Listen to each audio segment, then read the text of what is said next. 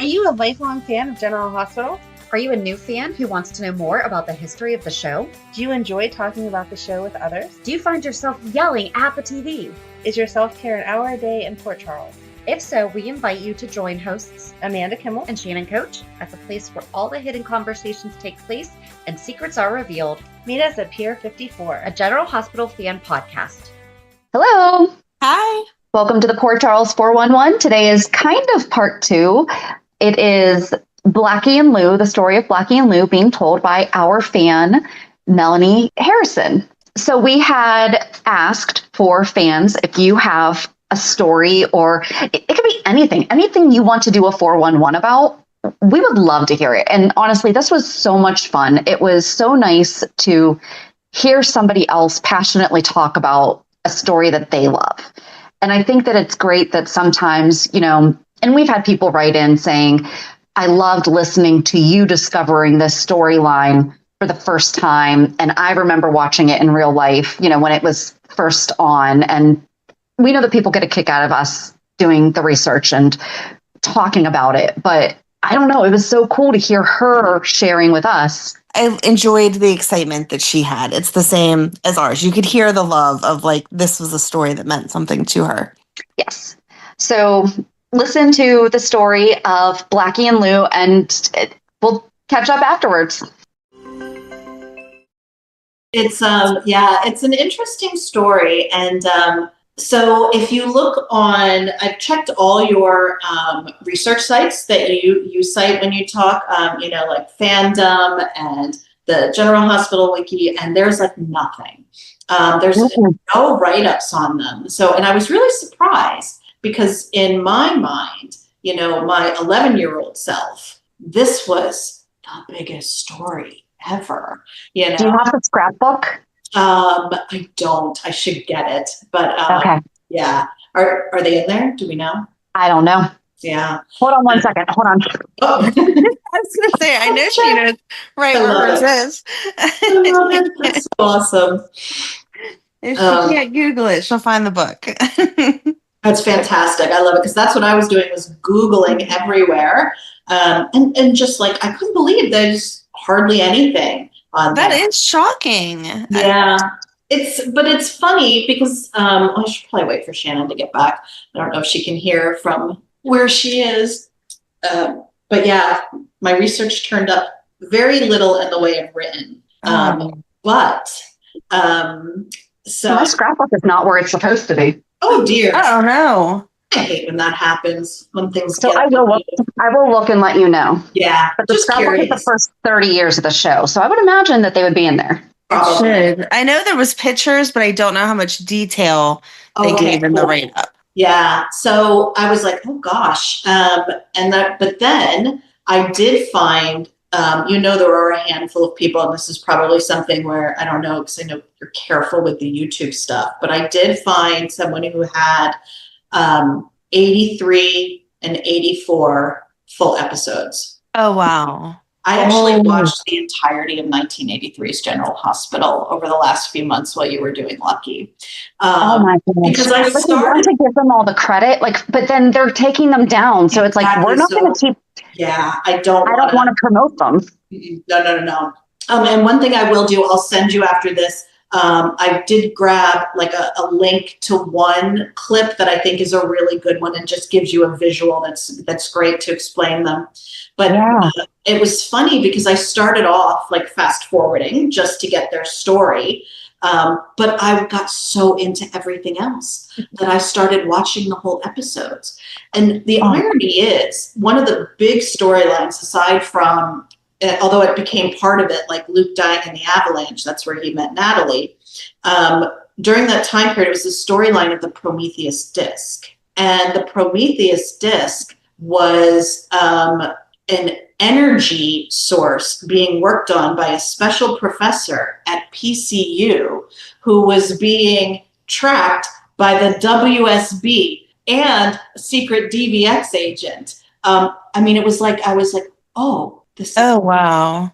Yes. Yeah, because we've had people, Max, that's one of our little buddy Max, one of his favorite storylines was the Prometheus disc. Yeah, but It's awesome. I think he watched it with his parents. I think it was probably on YouTube, but like I don't know it. Yeah. Like I've never gone back. Oh, Because it's the whole year. I mean, they're missing some episodes, Sure. unfortunately, and a couple of ones that I would have loved that one, but almost the entire year's worth of episodes. So I got to watch the whole thing back again. I got to watch at the same time Robert and Holly falling in love, which was so sweet. And I realized a few things quickly. One, how different, General Hospital was. Like I said, the cast of characters, like, oh, I remember him, I remember her. The story of Blackie and Lou is a little different than I remembered. Again, 11-year-old self, watching this soap opera. And I'm now thinking I might understand a little bit of some of the bad choices I made with men in my younger days, because I'm like, oh my God, what is this behavior? Why did I think this was such a sweet couple? Like, what's happening here? It's just some of that problematic behavior that you see when you go back and watch some old episodes. The way men talk to the women sometimes was just crazy. So, all right, let me jump right into it. I did write it up, so I'm going to read it out. I might stop at a few points to give a little background because there was some fun stuff. All right. For it. So Blackie Parrish was a street kid who had been taken in by the Weber family. Louisa Lou Swenson was a runaway who had run afoul of some very bad men. One day in February of 1983, Blackie was hanging out at Kelly's Diner and made a new friend, Jimmy Lee Holt, after admiring his motorcycle. They were getting to know each other in the diner, chatting with Rose. Shortly after leaving Kelly's, Blackie found teenage Lou being manhandled by a creepy guy on the docks. Blackie was able to get her away and realized right away she was not going to be okay on the streets alone. She was an angry girl, but it was obvious to Blackie that her anger was covering her fear. Lou resisted, but finally agreed to let Blackie help her find a place to stay for the night and to get her some food. When he comes back the next morning, she is not happy with the arrangements he made. She complains about the lack of heat, how grungy the room is. She's not happy she only got moldy cold cuts and bread to eat. Blackie defends the situation, saying he warned her it wouldn't be fancy, but she continues to complain. He then tells her he used to live here. Was your mom a cockroach? She asks nastily. My mom is dead, he yells at her. This seems to make her feel bad. She hesitates. But I need something hot to eat, she says again. After some more arguing, Blackie agrees to get her some food and says he'll be back. Blackie goes back to Kelly's and starts raiding the kitchen. Jimmy Lee, who lives upstairs, questions if he should be able to take food like this. Oh, I do it all the time, he says, and writes down a note and leaves an IOU for Rose. As he's short on cash, she's got no more delivering flowers job. So Jimmy Lee says, hey, I can help you out with a job. Well, that could be tough with my school schedule, but Jimmy Lee says, no problem. My construction crew is renovating the student union at PCU. Blackie's excited for the opportunity to come work with him. Blackie brings the food back to Lou, where she starts to shovel it into her mouth like it's been years since she's eaten. As she's gulping milk directly from the carton, she picks up the newspaper he had brought with him and freaks out.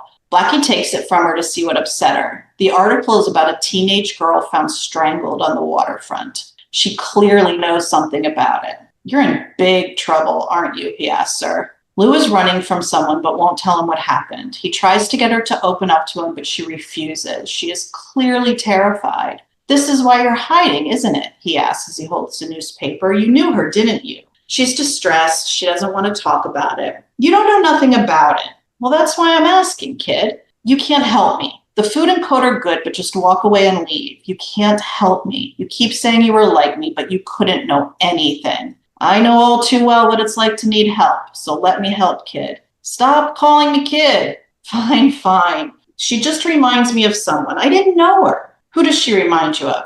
My sister? Was your sister killed too? You don't hear me, do you? Stop asking. I don't know. She took off. No one has seen her. Who was that guy trying to hurt you? I ran away from home and he offered to buy me a meal.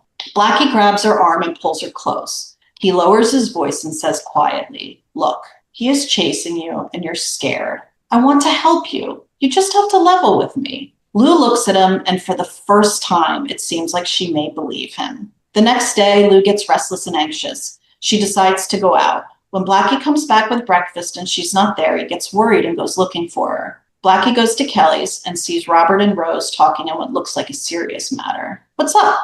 The girl just came through here and stole money off the counter. Was she blonde? Blackie asks. And then he shouts, I have to go. He runs out, convinced it must have been Lou. He finds her back at his old apartment and confronts her about stealing. He convinces her to stay put and promises he will get her more food and some clothes. He goes to the Weber house where Leslie is preparing a dinner for one of the newer doctors at the hospital, Grant Putnam, who, side note, is the DVX agent chasing the Prometheus disc that no one knows about. Blackie sneaks off to Amy's room where he raids her closet for Lou. While the family is in the living room entertaining, Blackie makes off with some of the dinner Leslie had been making. He then makes excuses for why he can't stay and runs out of the house in a whirlwind, leaving Rick and Leslie to roll their eyes, and also leaving them confused as to why they don't have enough food to feed everyone. After a few days, Blackie decides to hide Lou out in the construction trailer at PCU. He knows he can hide her from Jimmy Lee and be close to her on campus so he can watch out for her. Lou sets up shop, sleeping in the trailer at night and attempting to blend in on campus during the day. Blackie tries to help Lou, but she refuses to let her defenses down. She's demanding and hostile with him. She's not happy with the clothes she brought him and demands a sweatshirt. It soon becomes obvious she wants to hide in clothes too big for her so she can avoid attention from men. Blackie gets frustrated and says, you can't take care of yourself, kid. You need help. You have to stop being so hostile and start being nice to people. He tries to explain he learned the hard way to let people help him, but she's not hearing him. He finally goes to get her a new sweatshirt. When she asks how he knew her size, he said, I just got the biggest one so it would fit as bad as possible. He then hands her a sandwich. What is it? Corned beef. Ew, gross, she says, then proceeds to eat half in one bite. He tells her she eats like a pig. She starts to yell at him and he tells her not to talk with her mouth full. She gets exasperated. Then don't ask me questions or look at me. He has to get home to dinner. She should go back to the trailer. And do what? Here, read this. And he hands her a copy of Wuthering Heights. She rolls her eyes and says, whatever.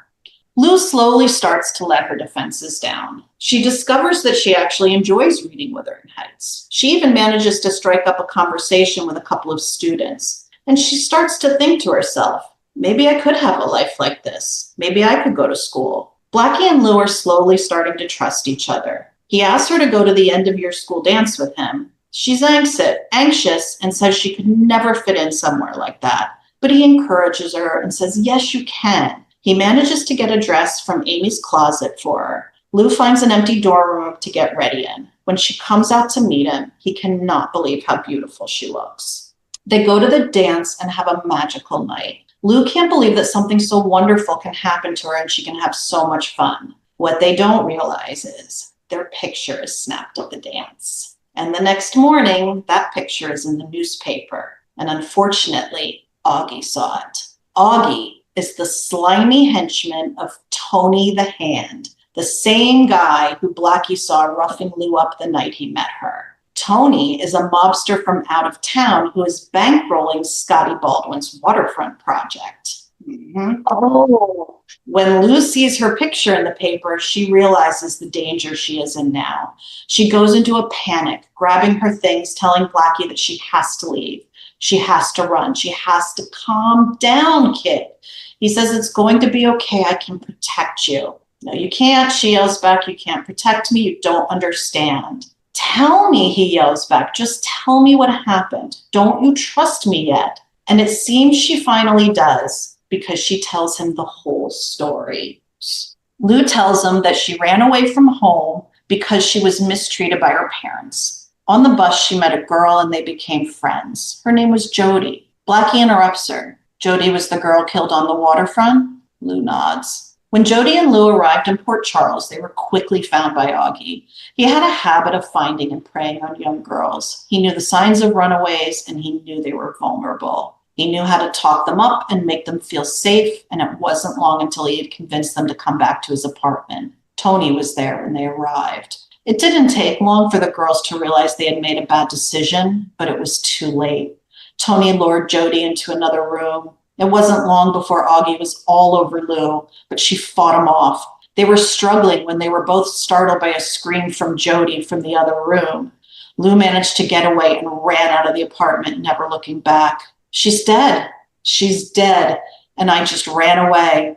It's not your fault, Blackie says. Lou just cries quietly, remembering it all. Blackie is determined to save her. He begs her to go to the police. Please, you don't understand. He's my friend. Scorpio is my friend, not just the police commissioner. He will protect you, please.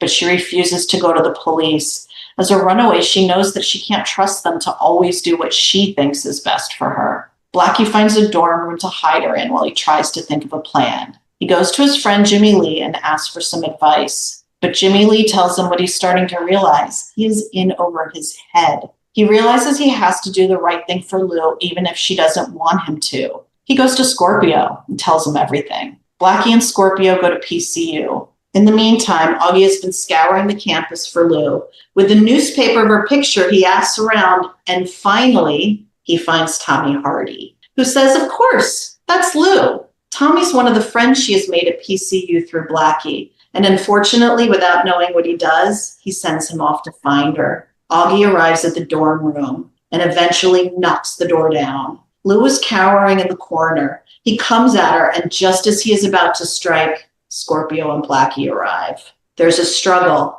but Scorpio shoots Augie dead. Afterwards, Lou and Blackie go to the PCPD station for a full debrief. Lou is staying at the Webbers while her situation is decided. She refuses to go home. It's not safe for her. She threatens she will just run away again. And as much as Rick and Leslie want to help, they can't simply take in anyone else. During this time, Lou meets Rose. Rose takes an immediate interest in the girl, seeing not only how broken and abused she has been, but also her spirit and potential. To everyone's surprise, including her own, Rose offers to foster Lou. She can stay at the diner with her. Rose enlists the help of her boyfriend, Jake Meyer, to help her win custody. It's not always easy between Rose and Lou, but they are slowly building a strong relationship. Over the summer, Lou and Blackie continue to spend time together, even though he is spending so much time with his very good friend, Luke, who just returned after being thought dead in an avalanche.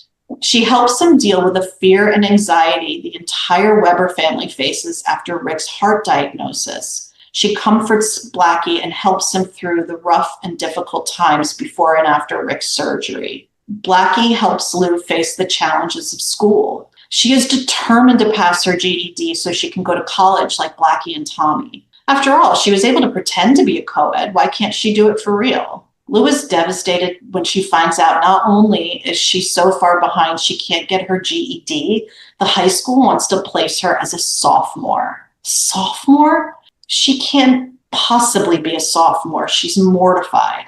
It's Rose who calms her down and helps her see that she can still achieve her dreams. Start summer school now, and if you really apply yourself, maybe you won't need 3 full years to finish high school, and then you can go to college. Over the next few months, Blackie is spending more and more time at the casino with Luke. He's not just working for him there, but he's also a big part of his mayoral campaign. Lou is sad that Blackie doesn't seem to have as much time for her anymore. Rose encourages Lou, but also warns her to be careful with her heart. One day at the diner, Jimmy Lee notices Lou is down in the dumps. Do you know about love? She asks him. He chuckles and then tells her love is like a roller coaster. Fast and fun, but you need guts to get on the ride. Right then, Blackie comes in with a pretty blonde from school. Lou waits on them and her jealousy grows. He yells over to her, "Can I get some more coffee, kid?" Lou is furious. "My name is not Kid," she yells as she dumps coffee in his lap and storms off to the kitchen. Later that night, as Lou is closing up the diner, Blackie comes back. He admits he's confused. She asks him, "Do you want me to be your sister or your girlfriend?" "I love you, Blackie," she says quietly. "Why?" he asks her. "You changed my life. And besides, do I need a reason to love someone?" "Talk too much," he tells her. "It's 'cause I'm nervous," she says. "Of what?" Hesitantly, she kisses him. And after a moment, he kisses her back. Rose and Jake come home and interrupt them. Blackie leaves with Jake. Rose asks Lou what happened tonight. And Lou answers, "Something beautiful, Rose." Lou goes to the casino to see Blackie. He has been staying in Luke's apartment there while he is out of town. No one else is there, and they make love for the first time. At New Year's, Lou decides to spend the night with Blackie. They stay at Luke's apartment. In the morning, Blackie is meant to go to Rochester, but he decides he would rather stay in bed with Lou. When Rose wakes in the morning and Lou isn't there, she panics. She calls the Weber house and asks for Blackie, but Mikey, who had assumed he'd already left for Rochester, says he's not there. Thinking that Lou is not with Blackie and then not knowing where she can be, she reaches out to the police. She calls Bert Ramsey and tells him he has to get to the diner immediately as Lou is missing. Bert comes to the diner and promises to start looking for her. He alerts the police and a search is out. When Lou is found, Blackie is arrested for statutory rape. It's a big mess, but eventually Scorpio is able to get Blackie out of trouble. Unfortunately, the incident almost causes Rose to lose custody of Lou. Child Protective Services is concerned that Rose can't handle Lou. Jake, Lou, and Rose attend a custody hearing, where it's Lou's impassioned pleas to stay with Rose save the day. Blackie decides as much as he is good at math, drums are his passion and he wants to start a band. He and Tommy get a couple other guys together and start auditioning singers. At first, Lou is jealous of all the pretty girls auditioning, but in the end, it all works out because the best audition was Amy.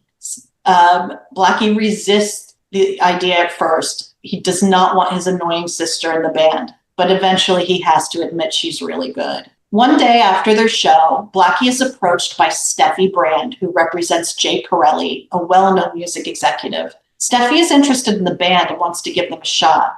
After another audition, Steffi confirms she will sign the band, but on one condition. They have to lose the singer. Blackie tries to fight it, but in the end, he gives in and tells Amy, "You're out of the band." At the next practice, Steffi brings the new lead singer she has picked out for the band. Blackie and the Riff Raff meet Frisco Jones. Yep. I know. I didn't know that Amy sang. Like, She was fantastic. I didn't know that. Full on 80s crimped up hairstyle and the outfit. She was fabulous. God, I loved her. So the fact that like our new Amy also sings, like that is really mirroring Amy. They didn't just give like the gossipy blonde. It was everything. Wow. Yeah. Yeah. It was, those are some fun scenes. Amy auditioning for the band and her and Blackie fighting over her being in the band. It was so much fun. And she was very upset when she got kicked out, but of course she went back to her music or her nursing. So everything was fine. And now we have Frisco Jones who shows up. So soon the band is working on their single Sneak Attack. It's a huge hit all over the radio. And as the band consumes more of his time, Blackie has less for Lou. She watches him drift away from her and is sad, but she continues to apply herself at school and work at the diner. Steffi makes sure Blackie keeps all his energy on the band and pressures him for a new song. No new song, no contract, she says. Blackie moves out of the Weber house and into the Port Charles Hotel so he could be full-time working on the band. He starts to become obsessed with trying to come up with a new song, but keeps getting writer's block. He's trying out some ideas when bellboy Josh brings him room service. Josh tells Blackie he's a huge fan and he's a songwriter too. Could Blackie please give him some pointers? Can he play one of his songs for him? Blackie tries to brush him off, but Josh is insistent and starts to play on the keyboards and sing his song, Make Me Believe It. Neither notice the tape recorder spinning on the table. The next day, Blackie has Josh's song in his head and tapping the beat on the table. Frisco asks, "What's that? I like it." Blackie starts to play the song, passing it off as his own. Soon, the band is practicing their new single, Make Me Believe It. The song is a huge hit and getting tons of radio time. Josh comes to Blackie and confronts him about stealing his song. Blackie tells him to get lost. No one will believe him. Blackie is enjoying living life as a rock star. Girls follow him around, ask for his autograph. He is feeling like he is on top of the world until the worst thing happens. His foster mother, Leslie, is killed in a car crash. The family is devastated by the loss. The day after Leslie's memorial, Frisco and Lou are at the diner together when Josh comes in. Make Me Believe It is on the radio, and Josh tells them Blackie is a phony and stole the song. Neither Frisco or Lou believe him and tell him not only is he a liar, but he better stay away from Blackie. His family has enough tragedy to deal with right now. Blackie is still dealing with grief when Steffi has big news. Pirelli is going to pay for a music video. The band is off to New York for filming. Lou wants to go with the band and see a video being made, but Rose is hesitant to let her go. She finally says she can go, but only if Tiffany says it's okay with her to stay with her in the hotel. Tiffany agrees, She's excited to be helping her friend Blackie with the video and would love to chaperone Lou. In New York City, the band is on a break. Lou is at the hotel chatting with Frisco, who complains about how the guys left his room a mess. Lou offers to tidy up for him. I don't mind, she says. It will give me something to do while you're at your meeting. He thanks her and says he will see her later. She starts cleaning and pops a cassette in the boombox on the table. She's surprised when the music is interrupted by Josh and Blackie talking. Lou is stunned as she hears the conversation and Josh singing his song. Blackie had stolen it. He was guilty. She was devastated. She takes the tape and leaves the room. Back in Port Charles, Lou confronts Blackie. At first, he denies it and calls her a liar. She begs him to come clean. This isn't like you. Let me help you. You helped me. Now it's my turn. Whose side are you on here, he asks. Yours, of course, she says. Who else's side would I be on? She is crying and begging him to listen to her. Steffi is poison to you. It's her fault. He gets swept away by Steffi and Frisco into the elevator. She runs into Josh, but tells him she needs more time to put the truth out. Josh offers to help her get up to Frisco's room to finish her conversation with Blackie. Steffi, Blackie, and Frisco are talking about how popular Blackie is. The mob scene in the hotel was bigger than ever today. Josh lets Lou into Blackie's room using the key he lifted from the front desk. He asks if he can stay, but Lou says it's between the two of them. Blackie comes in and he is not happy to see her. What do you want? You know. I know nothing. You stole Make Me Believe It from Josh. You can't hurt me, he says. I'm a star and you got nothing. She tells him I have the proof. How is that possible, he asks. There is no proof. He continues trying to deny it, but is clearly starting to get nervous. I don't believe you. It's ridiculous. She says, stop denying it. But he keeps denying it until she plays the tape. All the anger drains out of him as he realizes he's caught. Steffi comes in the room and immediately tries to get Lou to back down. Steffi doesn't care if Blackie lied. She can pay Josh off to keep him silent. Lou is shocked she would do that and says, no, that's not right. Steffi grabs for the tape in Lou's hand, and as she does, Lou is pushed. She falls, her head hitting the table on the way down. She's unconscious. Blackie is panicked. He runs to Frisco's room begging for help. Frisco runs into the room and immediately takes charge. He calls an ambulance and tries to help Lou. Blackie is a wreck. When the ambulance arrives at GH, Amy is on duty and shocked to see the emergency is Lou.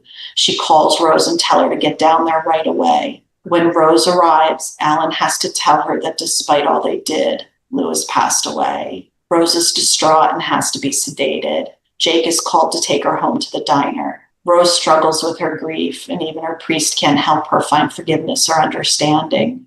Blackie, meanwhile, is inconsolable. He's overcome with guilt. At the police station, while he and Steffi are being questioned by Burt Ramsey, he says it's his fault. He did it. He killed her. Steffi says nothing to contradict him. Rick, Jake, and Robert all try to talk Blackie out of confessing, but he is determined to take accountability.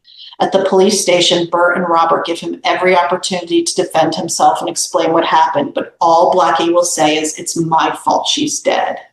Rick can't get through to him, so enlists Tiffany's help, but even his best friend can't convince him to fight for his freedom. Blackie appears before the judge and pleads guilty against Jake's advice. The judge encourages Blackie to tell his side of the story, but he refuses to say it was an accident or that Steffi was the one fighting over the tape at the time Lou fell. The day of sentencing has arrived. Ruby makes lunch for the family.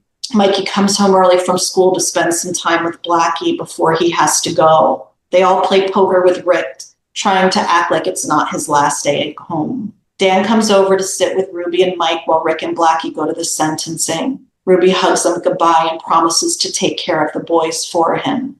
Mike promises to be good and practices fastball while Blackie is gone. At the sentencing, Jake gives an eloquent argument for mercy. He asks the judge to acknowledge that Blackie is a good person who got lost in the fame of a skyrocketing music career. Points out that Blackie himself is asked to be punished and demonstrated his remorse. The judge accepts this and agrees that the issue is rehabilitation, not punishment. Therefore, Albert Parrish, I sentence you to 2 years for manslaughter. The first 6 months in prison, the last 18 in Greenville Rehabilitation Center. Back at the Webbers, Mike asks Dan and Ruby if Blackie will have to go to prison. They are anxiously waiting the news when they get the call, and Ruby has to break the news to Mike, who is distraught. Robert arranged for Bert to bring Blackie to the station so he could say his goodbyes in private. After Robert leaves, Jake comes in. He asks Jake to please tell Rose how sorry he is and that he'd do anything to bring Lou back. Jake reassures him that she knows. Next is Frisco. They joke awkwardly at first. Frisco asks if there's anything he can do. Blackie asks him to stay in touch with him, and Frisco promises he will. Frisco again tries to tell him he wasn't responsible. The music industry ruins people. Blackie admits he couldn't handle the fame, and at times he wished he could get out of it. And now he got his wish, but just not the way he wanted. Blackie asks Robert who's next, and he says, a young lady who loves you very much. Tiffany comes in devastated. She begs him to please come back after his sentence. Then he can have a fresh start and try again with your talent. No, he says, no more music. I wanted to be a rock star so bad. Then it happened, and next time will be different, she tells him. No, Blackie says, I can't handle this business. She tries to tell him we all make mistakes. He asks her if he can ever forget what happened. Forget? No, she says, but you can learn to live with it. I love you and I believe in you, and I always will. Robert and Bert say their goodbyes, and then it's just Rick. He asks, why didn't you let me help you? I'd do anything for you. Blackie answered, because it's time for me to stand up for myself and be the man you tried to teach me to be. I'm proud of you, Blackie, he says. Thank you, doctor, he replies, choking back tears, for everything. He opens the door and says, Ramsey, Robert, let's do it. And that's the last we see Blackie Parish on General Hospital. That's why he went to jail? Yes, for manslaughter that he did not commit. That's crazy. Isn't it? Isn't it? I knew that Lou died. I feel like I can't remember if I knew that they thought Blackie did it, but I had no idea it was that simple. Like, I mean, it was... Whatever happened to the girl who actually did it? Steffi, she went on to continue trying to promote the band. And I don't know for sure, but I think eventually she might have gotten caught when Frisco became a cop. I think he went back and investigated Lou's death, but I'm not 100% sure. Okay. Because it's so funny to me because my memory, like I remember just thinking that Lou was so like tough and spunky, and I just like admired her resilience, right? Especially as a young girl, like she's all tough and punk and no, I'm going to take care of myself. But then it turns out, no, I like to read and I want to go to school. And, you know, like I just thought that was great. And then thinking back, I thought in my younger years how romantic they were. But as an adult reading this, I'm like, oh, he treated her so badly. Like, this is so not romantic at times. Like, oh, like he was sleeping with Steffi. He was like just everywhere. Again, 80s, problematic. It's the way it was, unfortunately. At least we can recognize it and talk about it. But yeah, and the other thing that I really loved about their story was actually Rose and Lou. I thought that was a beautiful relationship because Rose was very lonely at the diner. She was a great character. I wish they had done more with her. And I loved watching her try to become a foster mother to this unruly teenager. But the way that there was like slow respect that came about and like a real relationship, it was really nice. It was interesting to revisit the story and see these characters. You talking about Rose too, because, and I think, Amanda, we've talked about this, like in our minds, Ruby was the only owner of Kelly's before. And so when we did the 411 about Kelly's, we were like, wait a second, you know, and I mean, so like, but these people were actually like involved. So like hearing you talk about that. So for people who don't know, Rose was the original owner of Kelly's. Yes, she was. It was not in the Spencer family. No. And yeah, it's so crazy. Ruby, at the beginning of the story, at 1983, she was working in the hospital. She worked in the hospital for a long time, but then she came in and was helping as like a housekeeper for Leslie and Rick and running their house. And then when Leslie died, she was doing that full time. So that's why Ruby was always at their house. She was always helping out, cooking meals. Okay. little Mikey, and then the Weber household with Blackie, Amy, and Mikey living there with Rick and Leslie. I loved the scenes there. They had a ton of them with just this like frenetic family energy. You know, it was always chaotic but fun and loud and just fun to watch that dynamic. I want to go watch this. This sounds Right? so. Amanda, were you when she was talking, like saying Blackie's things? Could you hear John Stamos? Yes, absolutely. Like, Yeah, it was so funny. And like those voices that you just. the running thing between them where he called her kid, don't call me kid. Like that was the constant, like, come on, kid. And you can totally hear John Stamos, which obviously, you know what happened with him. The actress who played Lou, she actually had a fairly long career. The one thing she would be most recognizable in, or the biggest movie she did, would be La Bamba. She played Donna, the girlfriend in the movie La Bamba, which is back in the 80s as well. But Oh, that is so funny. Well, it's like, what's her name? Gia, is Blue Bloods. And like, you're sitting there like watching it and you're like, why does she look so familiar? And then you see the name and you're like, why does that look so familiar? And then you realize, oh, it's been 20 years and now you're on Blue Bloods, and she's done other things in between. But also there was a transition where it went from Scorpio to Robert. And for the longest time, Robert wasn't a name. It was just Scorpio. Exactly. And that's reflected in because in the beginning, he was constantly being referred to as Scorpio. But by the end of that, it's really, Lou appeared like February of 83 and died in April of 84. So it's just a year of their story. But yeah, at the beginning, he was only called Scorpio until really it seemed like he and Holly were married. Then it seemed to transition because she was calling him Robert.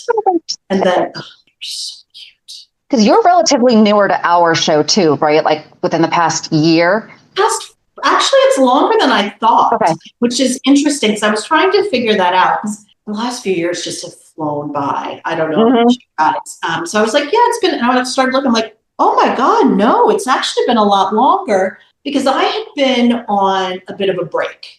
As you know, I mean, I started watching the show when I was 8 years old, but on and off life, you guys know that, you've been through it too. And I'd been in an off period. And sometime in early 2021, I turned on GH. And I don't remember what it was that triggered me to do that.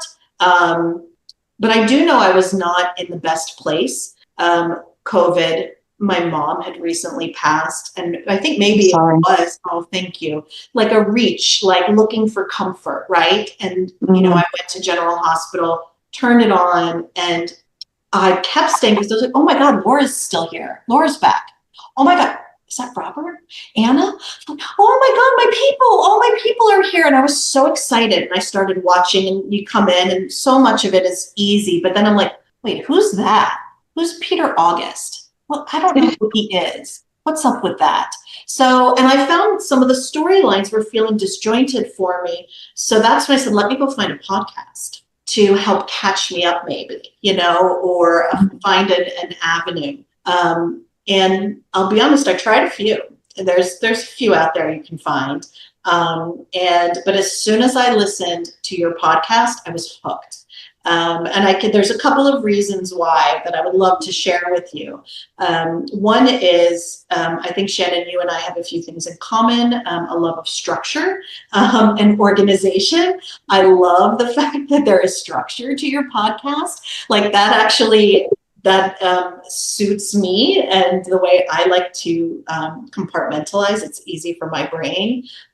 So I loved that. And I love your 411s. I love your structure, not only of the shows themselves, but that you have a recap where you talk about the week before, and then those 411s. I literally have been going through your back catalog of 411s. It's like Sunday when I clean, I put on a 411, and I just was enjoying them so much. It brought back so many good memories, and it really is self-care, I find. So, but also the community that comes around soaps.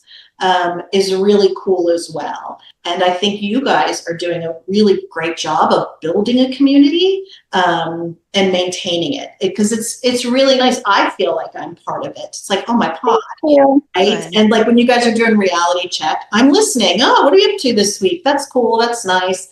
And hearing all the takes, it's a great way to have a chat about GH every week, or to hear other people chatting about it the same way I do. So thank you for the shows. Very appreciated. No, I appreciate. The reason I was asking is, did you listen to the one where we played the General Hospital board game? No, but I will. So that's when we found out that Scorpio was only Scorpio, because that's his game piece. It's just Scorpio. And we were like, why is it just a Scorpio? And that's when we figured out that, well, no, because we did do a 411 back in the very beginning, before we did the research we do now. We will one day go back. We're going to have to redo Robert when Robert passes. We're going to have to redo Robert. Yeah. Yeah. We should probably start on that. It's so tough when you have these characters with decades of stories. Yes. I mean, decades. And there was so much crammed in. Like even in that 1 year I watched, like so many little side stories, like Bobby and Monica being held hostage by an angry husband of a woman who died in the hospital cafeteria. That took up a couple weeks, inside the big structure. I loved those old structures where you would have one big overarching storyline that took up at least a year, maybe a year and a half. And then you have all the little bits in between with all the characters that tie in, but also are sometimes separate and can have their own level. But now, and I get it, the way they have to film, it's so condensed. Only so many people on screen at a time. I hate that. Like the nurses' ball, I want everyone there, not just some. I get you can't do it all the time, but for the nurses' ball or for a funeral, you bring everybody in. Absolutely. Although it did make sense when they didn't have the kids at Monica's. I did get that. That really made sense, though, just because I think maybe because of how close the kids were to Monica, and not that it wouldn't have taken away from it, but I almost feel like we wouldn't have had, if Jason were taking care of Danny, we wouldn't have had Jason processing the way that he did. Yeah, I agree with that. I think Monica's was well done in that respect, and they explained it well. Mm-hmm. Like the last nurses' ball, there was hardly anyone there. Yeah. Right. It was like 6 tables. Yeah. Right. It was like, it made and we were not at one of them. No. So. Yeah. It's like, at least for the big occasions, bring them all together again. Because miss them. No, I agree. And for those who don't know, so Leslie Weber did obviously come back to life, and that is Laura's mom, who at Monica's funeral had just come down with a bug. Yeah. And the actress Denise Alexander passed away this year. So we're going to have, so now I'm wondering, will Blackie come back? Because remember for the 50th, Lucy was like, well, it was supposed to be Blackie performing, because I was always under the impression that like he was in jail for like an infinite amount of time. 6 months is all that he was sentenced to, with 18 months of rehab. Yep, exactly. So I definitely thought that like he was away. He was locked away forever and everything, and that it was going to be a bigger deal if he actually came back. But I wonder if Blackie will come back for that. It would be really interesting. And that is, I mean, as much as John Stamos, that would be so cool. But in theory, you could recast that because it's been so long, right? Since he's been he still talks about it. He still talks about the fact that GH is where he got his start. So I think a one-day cameo. Well, he did that. That'd be interesting, because he did it when Scott, Lucy, and somebody else went to LA and they saw John Stamos. And it was like, we did this when we covered Deception, because they were going there to take a meeting with somebody in LA, and Scotty said something about how he loved him on like that soap opera that he did. So I mean, it was like an insane twisted meta that it's like, I love it. But you were his character that you worked with, but I think that'd be cool if just one day, or have him do like a video message or something and say like, okay, we never had Amy die. Right. No. We never did. It was just, I mean, they've obviously addressed it since, and she's on the wall, but like Amy never died. It was, But I feel like that was before they really started paying attention. Not that they didn't pay attention, but that'd be something for us to track. When did they actually start acknowledging like the actors? Was Steve Hardy the first? It might have been. That, when John Berardino passed away, was that the first time that they really truly acknowledged real life? But he would have passed before Amy, and I know her name right now, and it's escaping me. Shel Kepler. Thank you. Yeah. I remember just because I've been watching her so much recently. And she was so much fun. She was a fun character. They really sidelined her quite a bit, but she was a lot of fun. The whole Weber family was a lot of fun. There was so much energy there between Rick and Leslie and the three kids. I really enjoyed that, watching that aspect of it. Yeah. And my only other takeaway was we need to retire the name Jake. It's done. It's done. Jake Weber will be last. Done.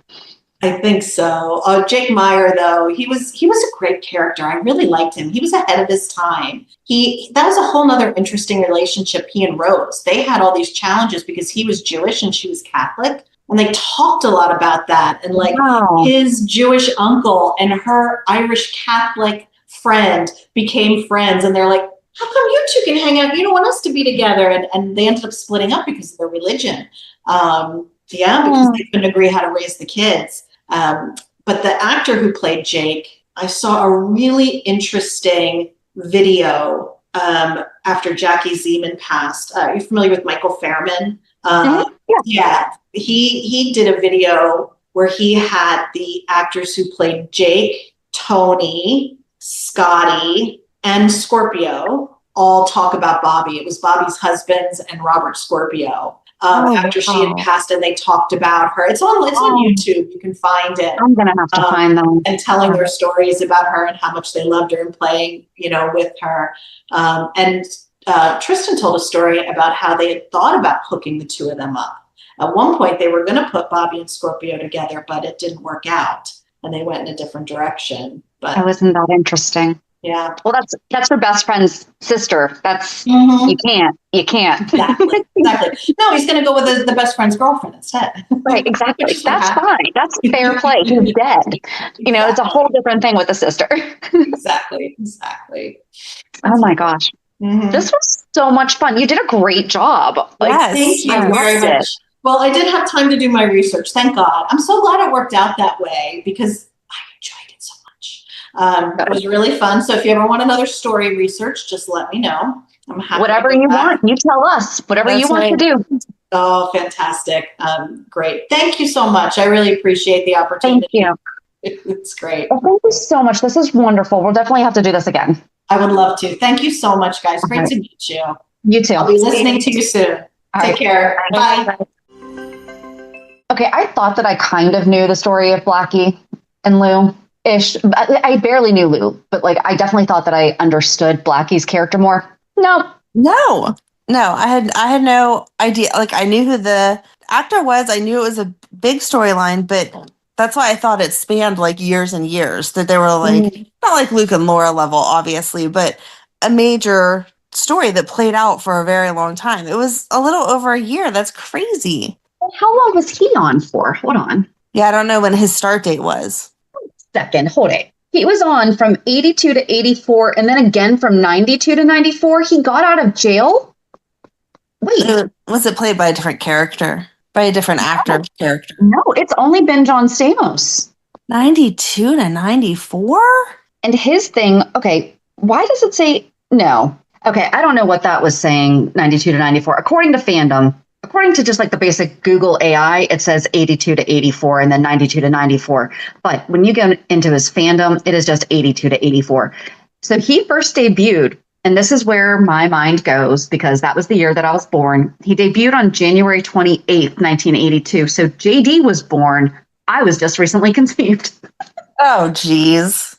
Because I'm a September baby. So. Oh, geez. Yeah, I was almost 2 then. Wow. So he wasn't on for very long either. He was on he left in April of 84. So he was on for just over 2 years. Yeah, I had no idea. I definitely thought he was on for longer than that. And I thought their love story was longer. And I didn't know that he And like I knew he went to jail, but I didn't know he went to jail for killing someone that he didn't kill. I knew that part. I knew that he went to jail for killing someone that he didn't. I don't think I realized that it was Lou, and I didn't realize that his prison sentence was so short. So we should have had him coming back, because I always thought that was the reason why we never. Because when Lucy referenced him for the 50th anniversary, Right, it was Nurse's like Ball. he went away for 30 years. Right. So I thought that it was, oh, cool, he's out and now he's back to touring and everything. He has been out. He's been out since like 1986. But he said he wasn't going back to music. So, But still, people say that all the time and then they change their mind. not if you blamed music for taking the life of your girlfriend. If he actually processed it correctly and realized that was ridiculous. Not that it was ridiculous, but that he was not to blame. And also, he was still pretty young when that happened. So, I mean, there's a lot of things that you feel guilty about when you're younger, that when you actually become an adult and look at it through that, you're like, oh, wait a second, that was not my fault. True. I don't know. But like I said, maybe we'll get him to do a little comeback for, unfortunately, Leslie's final funeral. That would be nice. We better get one. We better get one. I mean, Laura just mentioned her mom, so I don't feel like we're forgetting her. Right. I think they'll wait a few more months because they don't want to do funeral on top of funeral. It would be perfect just in time for the holidays. Instead of killing a baby this year, let's just have a legacy character die. Right. If we need to be sad, this is appropriate. There you go. Yeah. And it's real. It would make sense. I feel like that would make sense to have Leslie pass during the holidays. That would. I agree. I hate it, but I agree. Mm-hmm. Me too. All right. Well, let's end on a happy note that this was absolutely awesome. And I absolutely loved it. Yes. So, yeah, again, if you guys want to be either a fan spotlight or give us a 411, if you're going to give us a 411 and we haven't done a fan spotlight with you, we're probably going to ask to do a fan spotlight first. Yes. We also want to get to know you. Right. So, and if we've already done a fan spotlight with you, though, if it's been a while, we're happy to do so again. And it's obviously been a while since our last one was 2 years ago. It's been a while for all of you. But seriously, this was so great. You know, I really hope that more people write in and say that they want to share stories with us, because there's so many storylines that have taken place over 60-something years. Right. We're never going to be able to cover all of them ourselves. So No, and there's going to be ones we don't know about. Right. So generalhospitalpodcast.com. There's a form for the fan spotlight. And join us on Monday as we recap this week's shows. Have a great weekend. And we'll meet at the pier. Bye. Bye. If you enjoyed today's show, we invite you to go to pier54podcast.com to subscribe on your favorite platform. Don't forget to leave us a review.